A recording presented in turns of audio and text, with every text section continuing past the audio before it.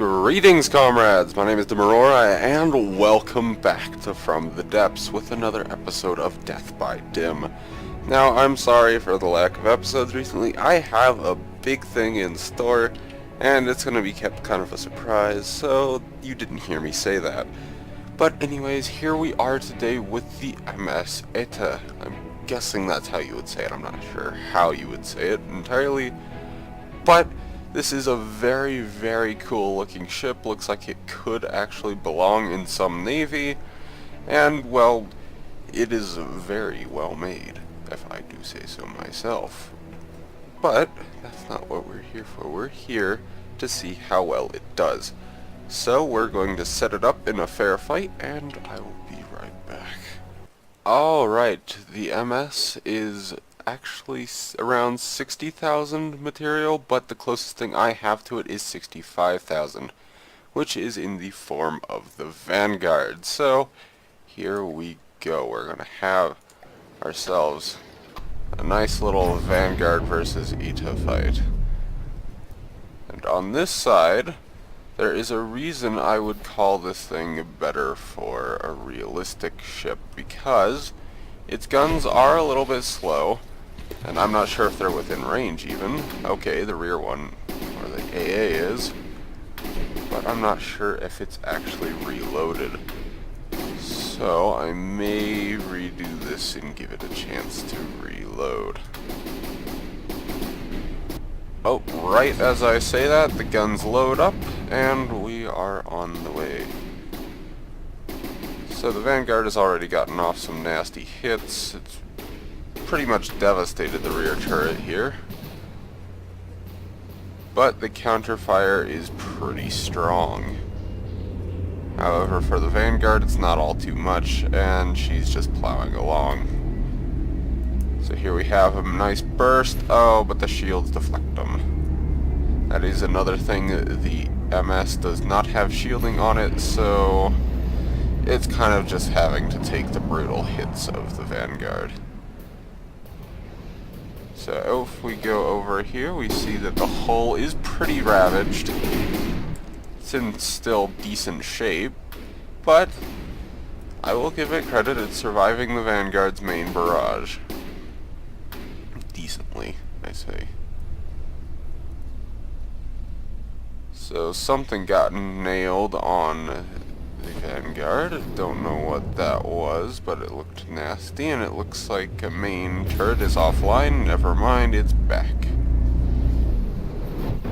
So this is similar to some of the ships I am building for a new campaign after I finish Dangerous Waters, which does not allow shielding, so it's going to be quite fun. So the hull is standing up decently well. I think the Vanguard lacks killing power, but that's honestly why we're here.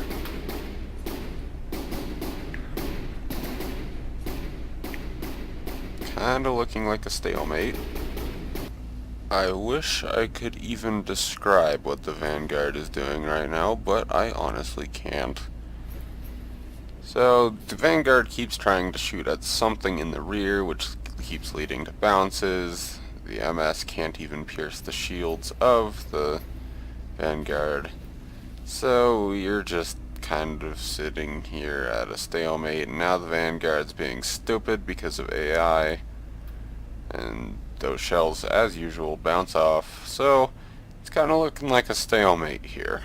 I don't know why the Vanguard is doing what the Vanguard is doing, and the MS has very good repair capabilities. So you can see dozens of hits from the Vanguard's shells, but absolutely no damage almost. And the rear gun, which was so devastated, is basically online again.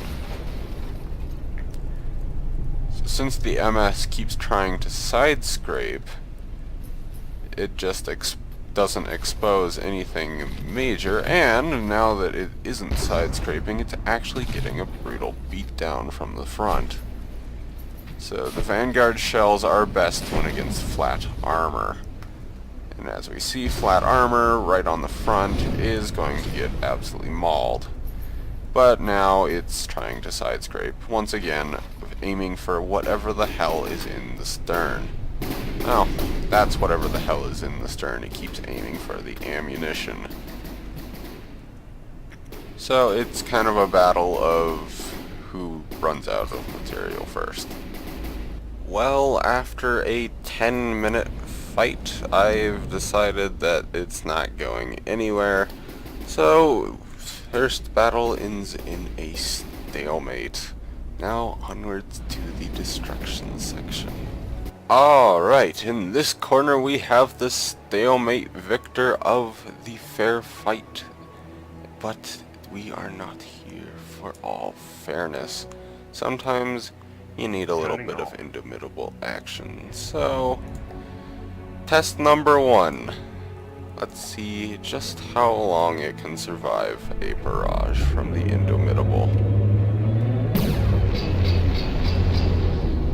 Here comes Indomitable's main gun barrage, and even with the supreme repair capabilities of this ship, I don't think it's going to recover from a hole like that. So the stern has been pierced, and now the 60 mil is just adding insult to injury, so it has survived one barrage. On the other hand, that was just one barrage with about half the shells missing. So the Indomitable is going to come around when its main gun is reloaded, and we will see what happens then. It looks like we also pierced the gun, which has ceased to exist. So it is sinking. Now here comes the Indomitable, lining up its main gun once more, except this time it's going for a kind of vertical attack, which is very hard to land. And here comes 500 millimeters of death. See the damage, and it's absolutely not superficial. We have torn most of the gun system apart. The bridge took a hit, not had a hit, or whatever the hell I said, had a hit.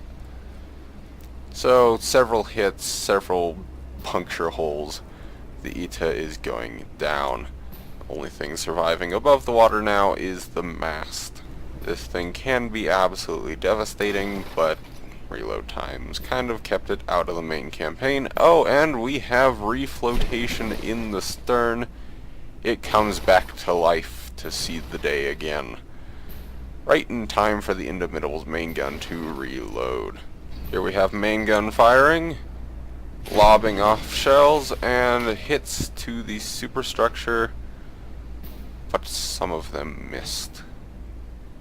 Does it still have ammunition to fire? Yes, it does. Here comes the rest of the salvo. And those all fall short, except the fragmentations do their jobs. Some shells falling a little bit short of target, but let's see what this did. So we have a couple puncture holes. Yes, a couple puncture holes on the right side, but not much else other than that. This ship is quite sturdy, if I do say so myself. We have main gun firing once more, and superstructure hits right in the bridge. That one's gonna leave a mark. So we've torn off the funnel, the bridge has taken a hit, but in doing so we have refloated it. But here comes the rest of the salvo, causing absolutely massive damage to the stern and the superstructure especially. We've basically torn right through this thing at this point. So now that the Indomitable decided that it's going to fire 2 barrages, we're just going to keep track of when the second one fires. So once again, hull design, quite nice. Better than mine. Here we go, main gun firing once more, and falling short except some hits and some destruction. So the sheer amount of repair bots here are what is keeping this thing alive. We have several hits. It looks like it has been gutted. Oh wait, it has. So the ITA has basically survived the test. It will eventually die, but it'll take a while. The sheer amount of repair bots are what keeps this thing alive. That was very loud for some reason. One last barrage just for good measure, and we will call it good. Here it comes. All those either landing short or bouncing off, but some hits. So once again, basically some nasty damage, but the sheer amount of repair bots once again save it from mass destruction. And there we have it once again. Tons of pieces falling off, but they'll all be repaired quite quickly just by how many repair bots are on this little ship. So good job to you, MS. And now one last test for the super sturdy ship. Turning off. We have in the other corner now the almighty Sovereign. This thing has once again gotten a little bit of an upgrade on its detailing and drones away apparently. Yep, that's about how my fleet operates anymore. So let's look at what the Sovereign does to this poor thing. So we have drill mode activated. We're absolutely decimating this thing, and wow. I don't think anything can really withstand the firepower of the Sovereign, if I'm honest. But I know this ship will certainly try, considering it even survived quite a few shells off the Indomitable. So we're just tearing right through everything right now. We've left a massive gap in the hull, and I do believe it is down for the count. AI dead. So, Sovereign, as usual, manages to tear everything apart. But that was the MS Ita. I'm sorry if I'm saying that horribly wrong.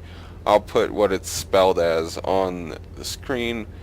And, well, that was amazing. That was a very well made ship. It's honestly got a very good style to it. It doesn't have the firepower to really back it up, but it would be very real. It would fit very well in a realistic campaign, I should say. But anyways, guys, that is all the time I have for this episode. So if you are enjoying Death by Dim, or if you have a submission for me, please let me know in the comments below. But anyways, guys, as for now, DimAurora signing off.